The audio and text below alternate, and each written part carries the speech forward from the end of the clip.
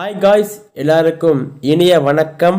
Welcome back to TS YouTubers. அதாவது இப்போ பார்த்தீங்கன்னா நிறைய மாவட்டங்களில் கனமழை அப்படிங்கிறது பெஞ்சிக்கிட்டு இருக்கு.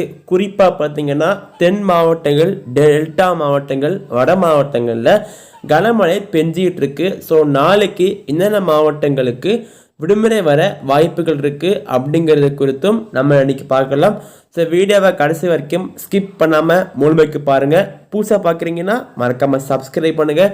அந்த பெல் ஐக்கனையும் அப்படி ஆள்னு செட் பண்ணுங்கள். வாங்க வீடியோக்குள்ளே போகலாம். அதுக்கு முன்னாடி எப்படி 2019 டிசம்பரில் சைனாவில் கொரோனா தொற்று அதிகரிச்சதோ அதே போல் இந்த டிசம்பர்லேயும் சைனாவில் மீண்டும் கொரோனா தொற்று அப்படிங்கிறது அதிகமாகிருக்கு. இது அடுத்த அலைக்கான ஆரம்பமா இல்லையா, 5th அலைக்கான ஆரம்பமா இல்லையா அப்படிங்கிறத மறக்காம கீழே கமெண்ட் பண்ணுங்க. அது மட்டும் இல்லாமல் பார்த்தீங்கன்னா நம்ம தமிழ்நாட்டில் அடுத்த 2 நாட்களுக்கு கனமழை எச்சரிக்கை அப்படிங்கிறது நம்மளுடைய சென்னை வானிலை மையம் இப்போ கொடுத்துருக்காங்க. என்னென்ன மாவட்டங்கள் கனமழை எச்சரிக்கைன்னு பார்த்தீங்கன்னா தூத்துக்குடி, ராமநாதபுரம், சிவகங்கை, புதுக்கோட்டை, தஞ்சாவூர், கடலூர், விழுப்புரம், திருவாரூர், மயிலாடுதுறை, திருநெல்வேலி போன்ற 10 மாவட்டங்களுக்கு கனமழை எச்சரிக்கை அப்படிங்கிறது சொல்லியிருக்காங்க.